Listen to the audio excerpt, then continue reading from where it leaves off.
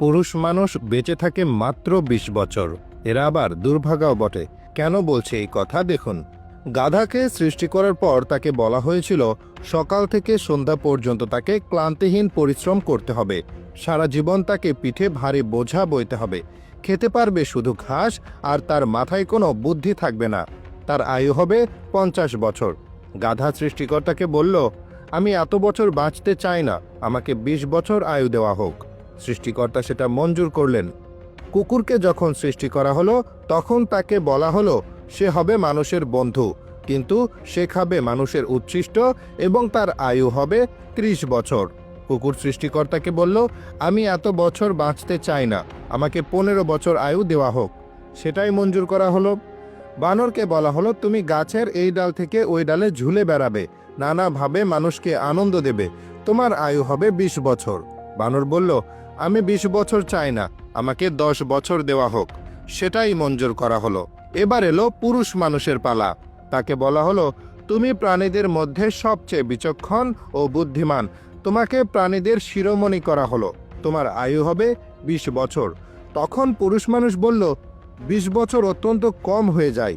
ওই গাধা যে ৩০ বছর আয়ু চায়নি সেটা আমাকে দেওয়া হোক। যে কুকুর ১৫ বছর ফিরিয়ে দিয়েছিল সেটাও আমাকে দেওয়া হোক। আর যে বানর ১০ বছর নেয়নি সেটাও আমাকে দেওয়া হোক। ২০ বছর অনেক কম, আমি দীর্ঘদিন বাঁচতে চাই। সৃষ্টিকর্তা সেটাও মঞ্জুর করলেন। সেই থেকে ছেলেরা পুরুষ মানুষ হিসেবে বাঁচে ২০ বছর। এরপর ৩০ বছর সংসারের বোঝা পিঠে বয়ে বেড়ায় গাধার মতো। তারপরের ১৫ বছর তার ছেলেমেয়েরা যা দেয় সেগুলো ঠিক কুকুরের মতো উচ্ছিষ্ট খেয়ে বাঁচে। পরে সে বৃদ্ধ বয়সে ঠিক বানরের মতো এই ছেলের বাড়ি থেকে ওই ছেলের বাড়িতে ঝুলে বেড়ায়, আর নানাভাবে তার নাতি নাতনিদের আনন্দ দেওয়ার চেষ্টা করে। গল্পটা কৌতুকপূর্ণ হলেও এর আড়ালে রয়েছে জীবনের কঠিন বাস্তবতা।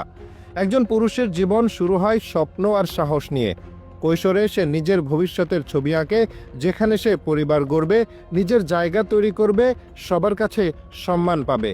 কিন্তু সময়ের সাথে সেই স্বপ্নগুলোকে পেছনে ফেলে এগিয়ে যেতে হয় বাস্তবতার টানে।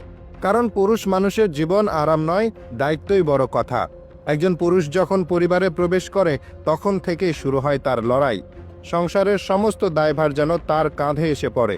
সে সকাল থেকে রাত অবধি পরিশ্রম করে যাতে তার পরিবারে অভাব না হয়। নিজের স্বপ্ন, ইচ্ছা আর আনন্দের জায়গাগুলো সযত্নে লুকিয়ে রাখে। কষ্টে থাকলেও মুখে হাসি রাখে, যাতে পরিবারের কারো মন খারাপ না হয়। সে নিজেকে ভাঙে, গড়ে তোলে অন্যদের। পুরুষের এই আত্মত্যাগ অনেক সময় আমাদের চোখে পড়ে না। আমরা বুঝতে পারি না। এক কাপ চা হাতে